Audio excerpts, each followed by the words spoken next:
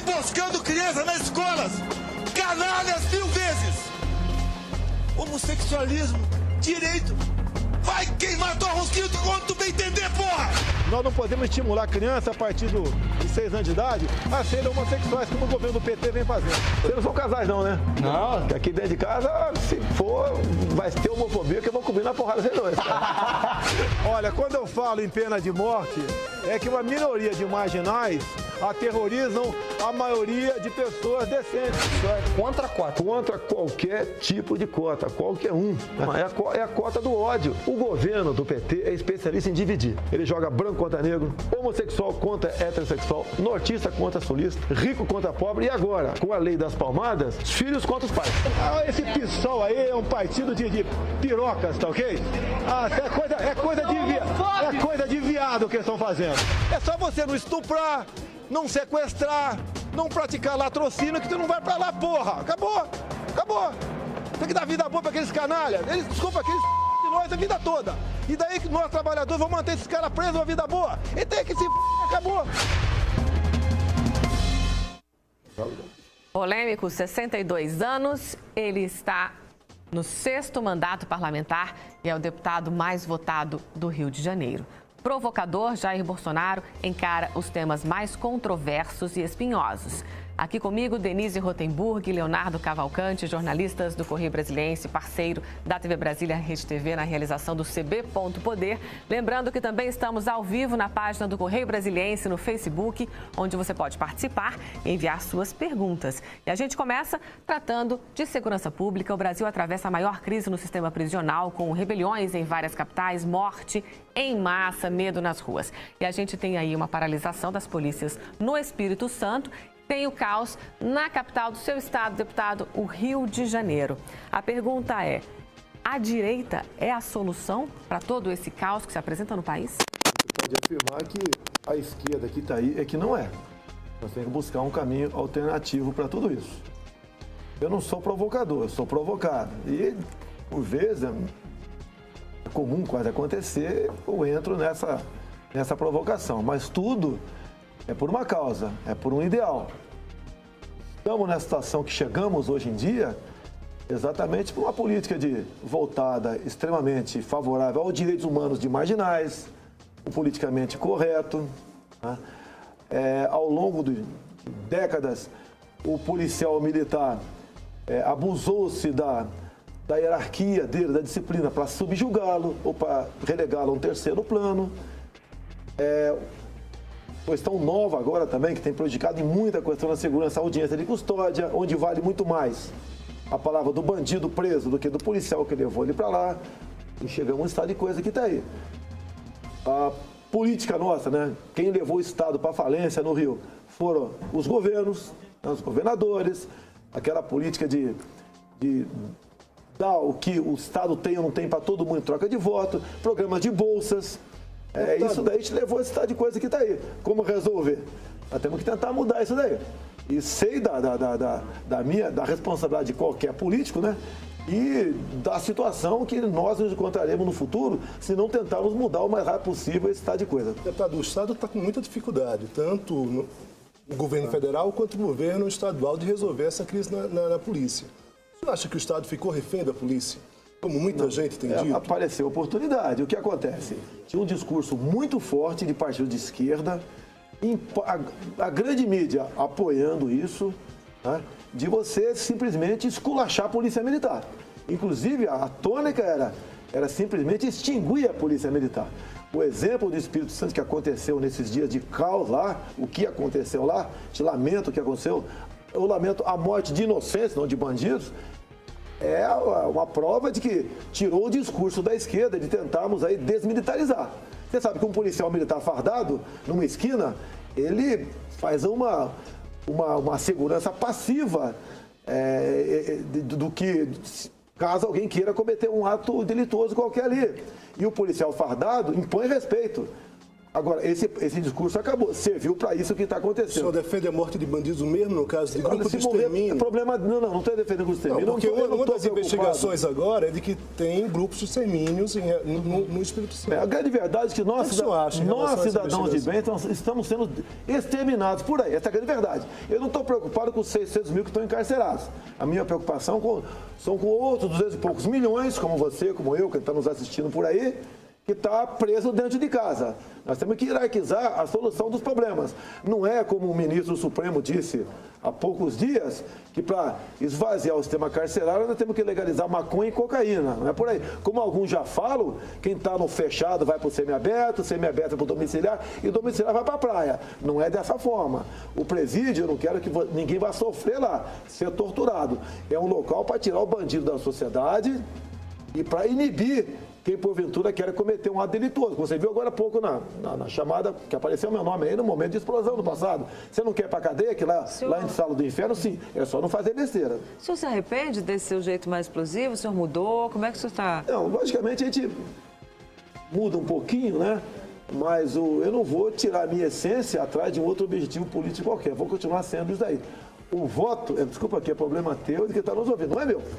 Eu não vou não vou virar o Jairzinho Paz e Amor, nem me transformar numa metamorfose ambulante para conseguir voto e, chegando lá, fazer a besteira que alguns fizeram. Não é essa a minha política. Deputado, em relação a voto dos seus colegas, agora na eleição para presidente da Câmara, o senhor ficou em último, com 4 votos. Perdi até para os brancos. Perdeu até para os brancos, foram 5 votos brancos. Sim. O senhor acha que o senhor é levado a sério? Olha só, o meu objetivo... Entre os seus pais? O meu objetivo foi atingido. Qual era? Eu tive 10 minutos na tribuna da Câmara que toda e qualquer redação de jornal, TV e rádio do Brasil me ouviram falar. Ninguém criticou meu discurso. Até eu falei ali, nós não podemos ser um shopping center para atender parlamentar. Podemos ser um shopping para atender o povo. Não podemos ter um presidente que daqui a pouco vamos ter problemas por citações em atos aí não republicanos. Eu dei meu recado.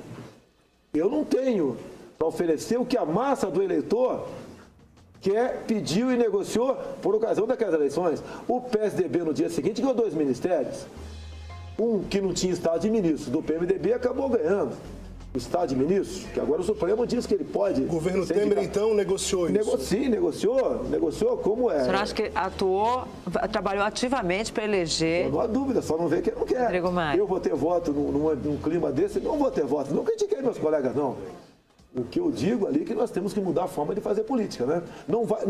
Ninguém vai acabar com a corrupção, mas não pode chegar a esses níveis que estamos aí. E não pode ser tudo o toma lá da cá.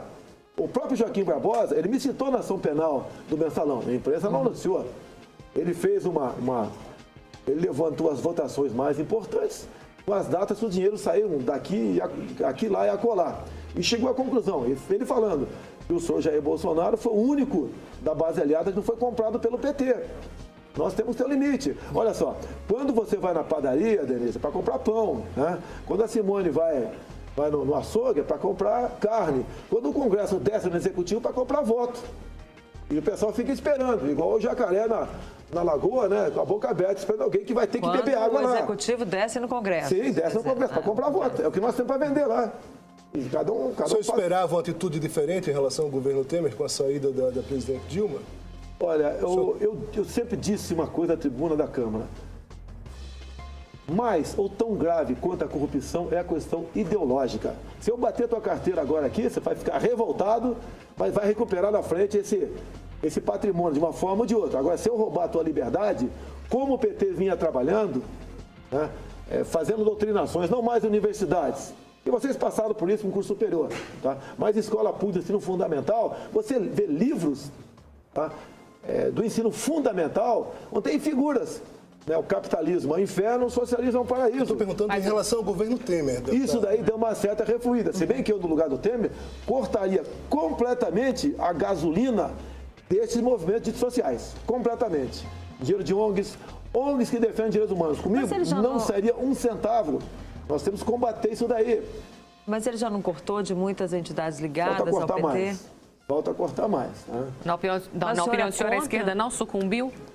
Ainda não. A esquerda sempre fica esperando um momento de poder voltar ativa. Mas isso não é legítimo, deputado? Mas a maneira como eles voltam é sempre em cima da mentira, da falácia, de enganar o mais pobre. Não há mentira, nem falácia, nem enganação ao Existe no outro lado também, mas a esquerda é muito mais atuante, muito mais incisiva nessa questão. Até você pode ver a questão de currículos escolares, do ensino fundamental. É o pior possível. Quais são uma das melhores escolas de ensino fundamental e médio do Brasil? Ou são aí colégios militares, no caso do Exército Brasileiro, Polícia Militar, com Bombeiro Militar, bem como as escolas militarizadas em Goiás e Amazonas. Eu fui em Manaus. Era a pior escola em todos os requisitos, a começar com violência.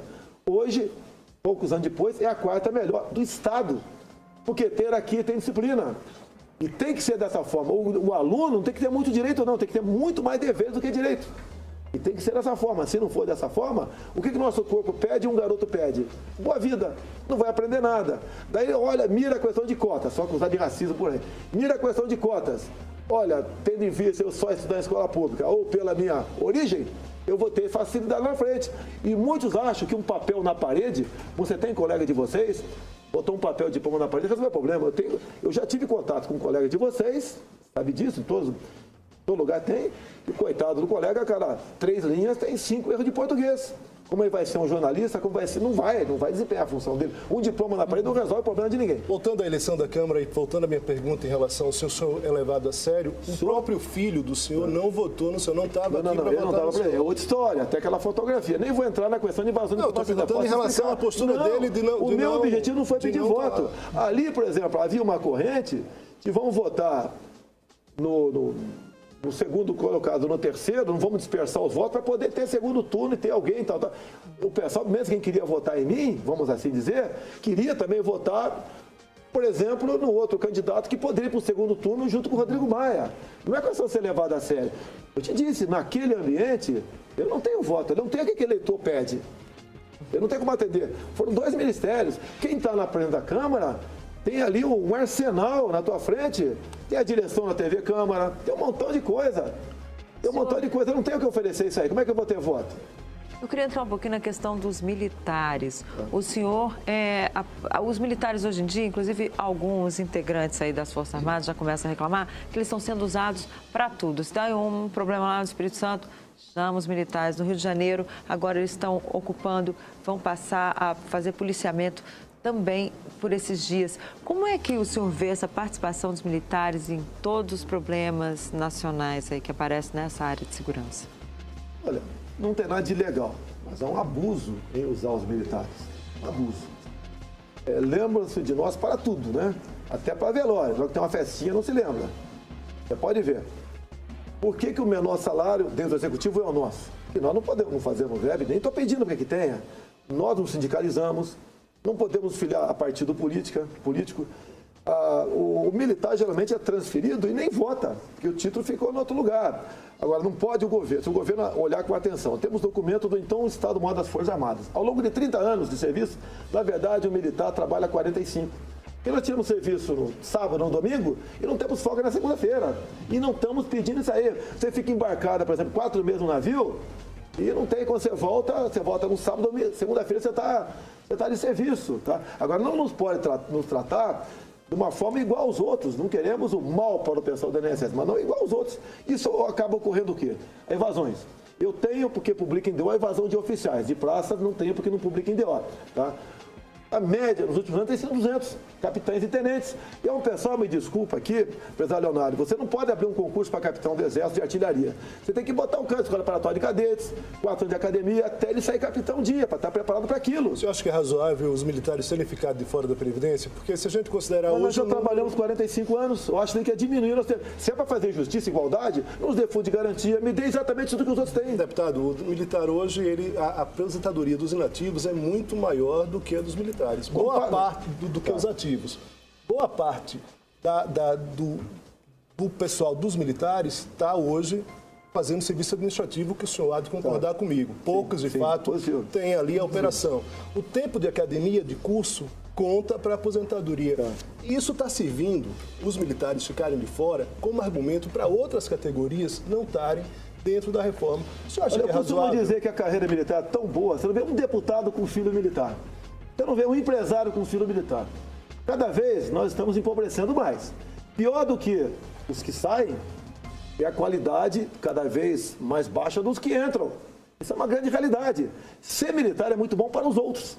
A garotada termina a academia, grande parte vai para os pelotões de fronteira.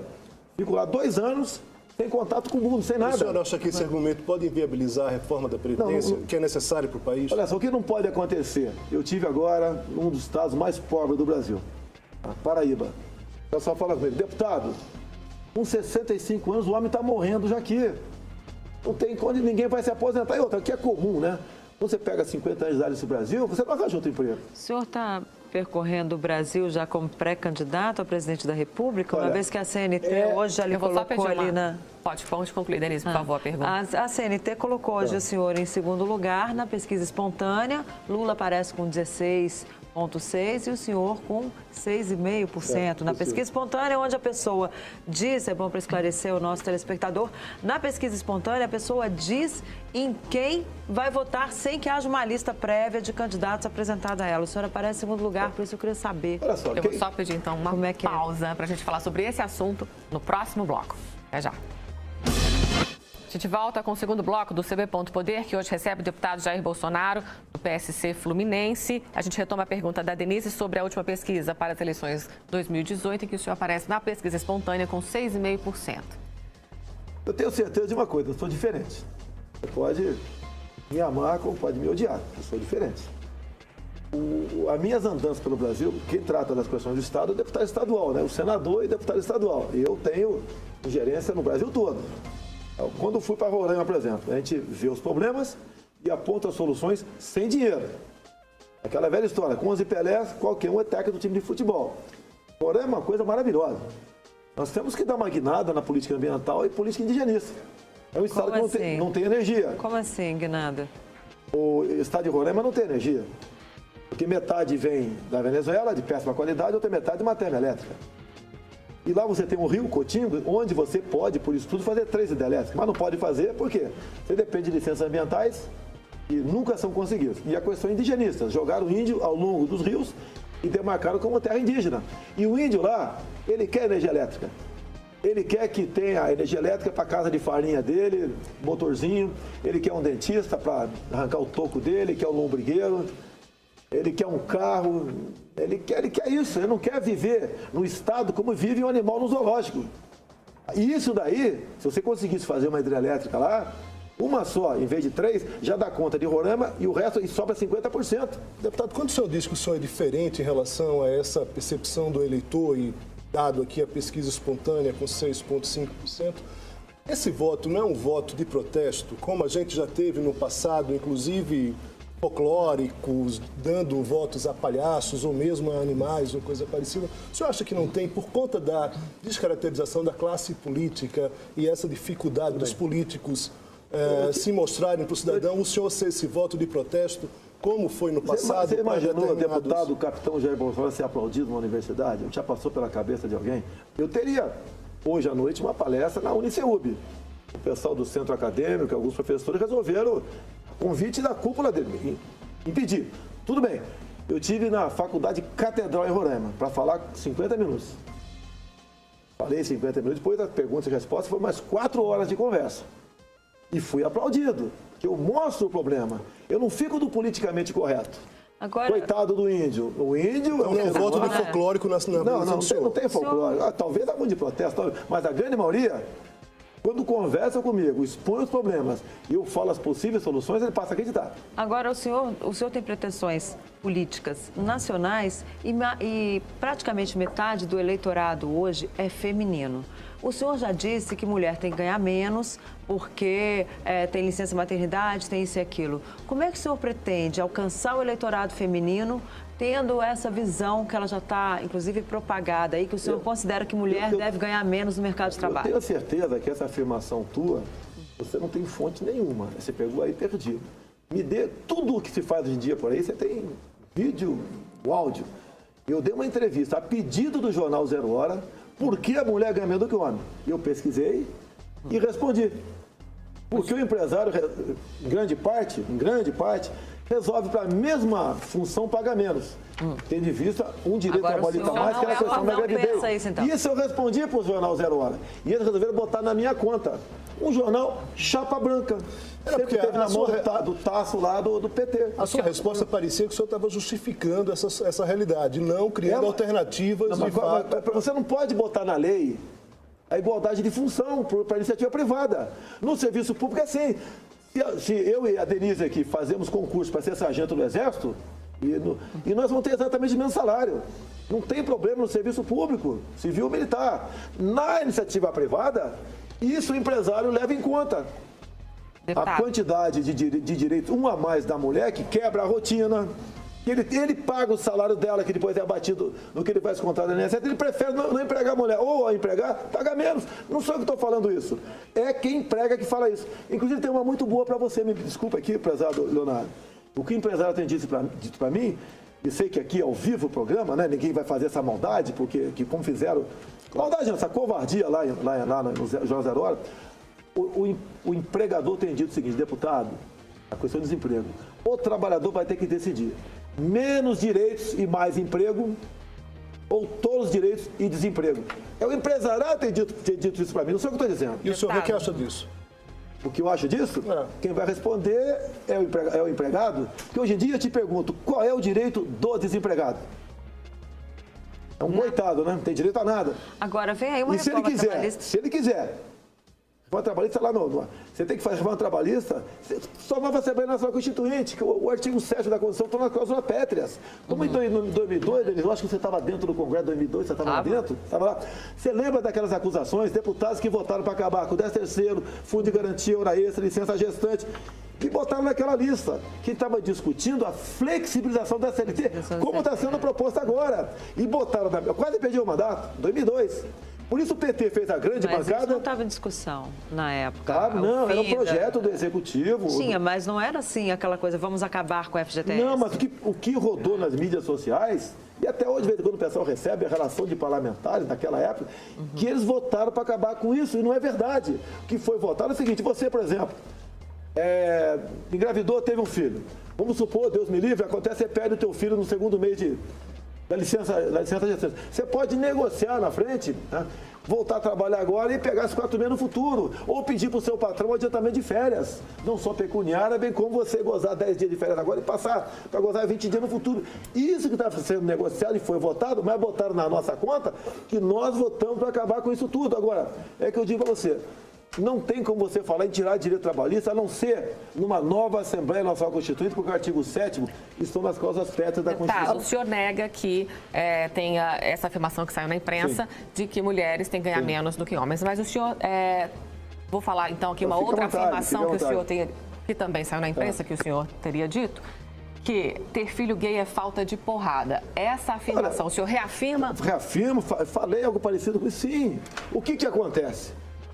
Isso é bala perdida quando estava discutindo e batalhando praticamente sozinho contra o tal do kit gay, que queriam botar na escola pública do ensino fundamental para criancinha de 6 anos de idade.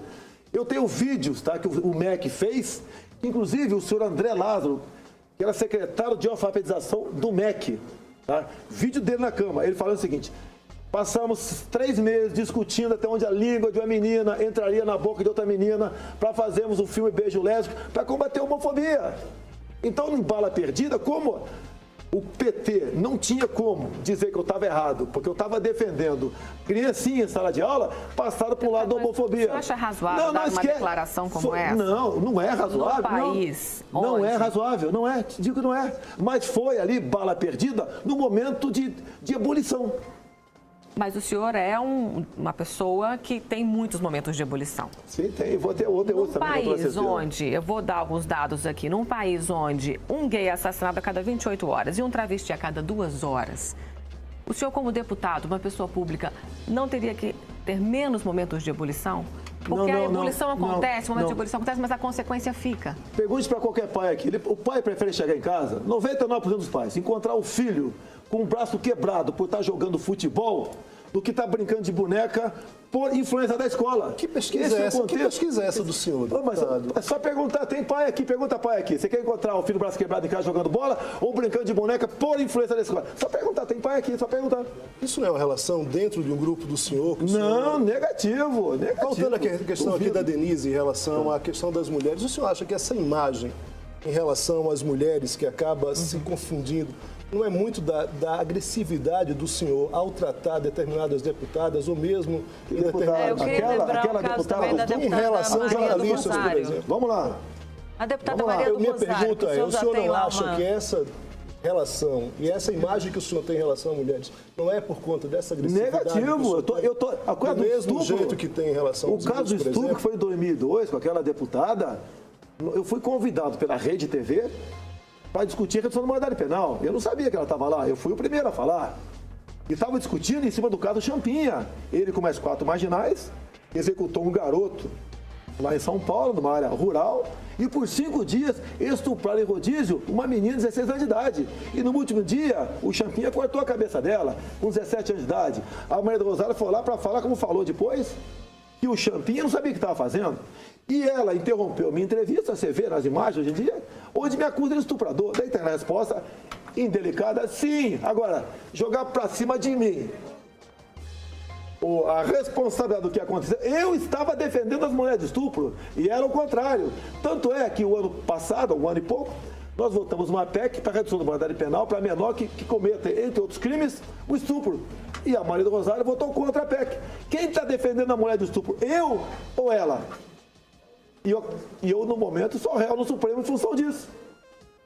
Ação patrocinada por Ela Vieco, petista de carteirinha, vice do MP de Janot, que foi flagrada em Portugal com umas faixas fora Temer.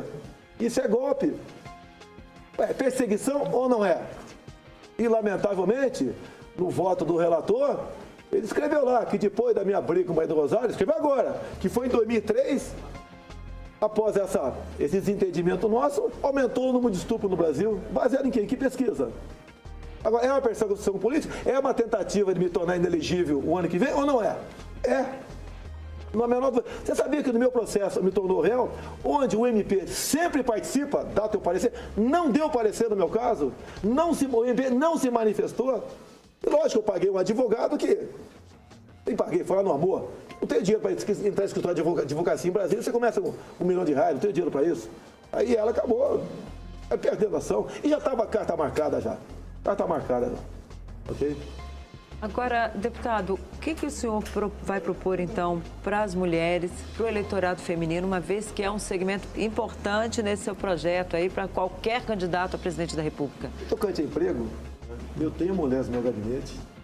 E elas ganham menos que os homens? Não, é só você pegar a lista da Câmara. Questão de competência. Você vai ver a formação de um e de outro, tem mulher ganha mais do que homem, sem problema nenhum. Agora, a mulher, o homem, seja quem for, quem vai tirar você da miséria é você. É através do conhecimento. Não é com proposta do Estado. O Estado está quebrado, o Estado. Temos um consenso aqui. O Estado está quebrado, o Brasil está quebrado. Muitos estados estão quebrados também. Quem vai tirar da miséria nós é você através do conhecimento, é mudando o currículo escolar. Não é esse lixo que é o currículo escolar. Não é por aí. Deputado, o senhor é a favor da política do Trump em relação a restrições migratórias? E o senhor chega a fazer comparações com o Brasil? 100% favorável. Tem muito brasileiro nos Estados Unidos que está temendo ser expulso. 100% favorável à política migratória. O senhor é a favor do Trump? Sim, sim. Quase tudo que... Eu apoiei junto com ele. Quem sou? Eu fiquei sabendo depois que ele sabe que eu existo. Não sei com que profundidade. Questão de imigração. É muito simples de falar da casa dos outros, né? Vai para Roraima. A invasão de venezuelanos fugindo da ditadura e da fome. Virou um inferno a vida do roraimense. Vai em bairro em São Paulo, que temos, calcula-se, 40 mil haitianos. Vê a situação que está lá. Vai na praia do Rio de Janeiro, vê a concorrência de gente humilde, vendendo biscoito Globo na praia, com boliviano, com senegalês. Então, nós aprovamos agora, acredita. A entrada dessas pessoas? O senhor acha que também a gente não deveria ter bolivianos, argentinos ou paraguaios? Você pode, aqui não, mas não é, aqui não pode ser casa da mãe Joana. Entrar à vontade. Como está entrando o haitiano. como em parte estava entrando. O Trump falou que ia tirar de lá, quem tem antecedente criminal. E quer restringir países que não combatem o terrorismo. E o povo lá é favorável. Ele não está fazendo diferente do que falou por ocasião das eleições. Foi na Marcha das Mulheres, no dia seguinte. Cadê a Hillary Clinton? Não era boa interessada? Ele derrotou, desculpa aqui, a grande mídia, institutos de pesquisas, o poderio econômico de George Soros, derrotou muita gente. Porque se um dia os Estados Unidos capitular, nós sofreremos consequência seríssima daquilo. É contraditório, deputado, o senhor defender o Trump e, ao mesmo tempo, ter brasileiros que vão ter restrições de direitos nos Estados Unidos? Muitos brasileiros. Estados Muitos brasileiros. onde tem muitos sul-americanos, o Trump ganhou. Eles não querem lá que essa invasão desproporcional transforme em alguns estados, talvez seu país, como é o Brasil hoje em dia. Quer saber de uma coisa? O Senado aprovou, a Câmara aprovou, algumas emendas voltou para o Senado. Nova lei de imigração. O Senado vai aprovar agora, infelizmente, né? O Trump seria um bom presidente do Brasil?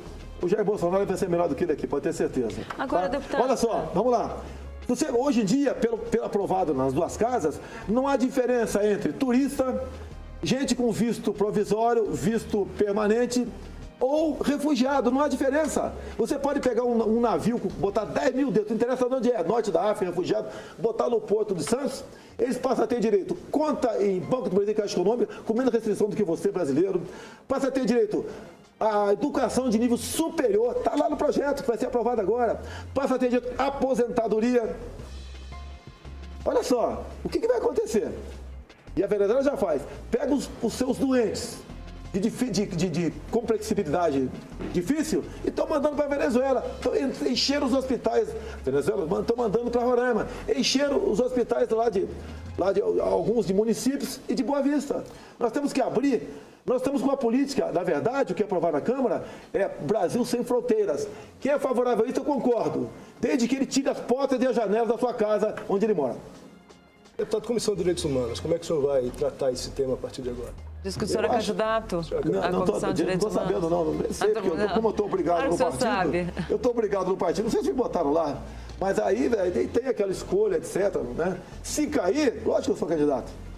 E o senhor já está trabalhando votos? Não vou trabalhar. Na última que eu vim candidato, Denise, eu perdi por um voto. Foi 10-8. Se fosse 9-9, eu como mais antigo, né, mais mandato, teria direito a... Teve mais voto do que candidato a presidente? Sim, mas ali eu trabalhei nessa questão. Aí eu trabalho. O presidente, eu não tenho chance, a chance só não é zero porque eu sou candidato. A minha chance é só maior do que a tua. Eu te disse, eu não tenho para oferecer para aquele tipo de eleitor. Agora, como é que é ser candidato a presidente da República sem tempo de televisão? Uma vez seu partido é um partido pequeno, que não vai ter ali, o senhor vai ter... Olha, a grande mídia tempo. nossa, né, que é fazendo uma revolução, são as mídias sociais. Internet, Facebook, Instagram, ok? Você pode ver.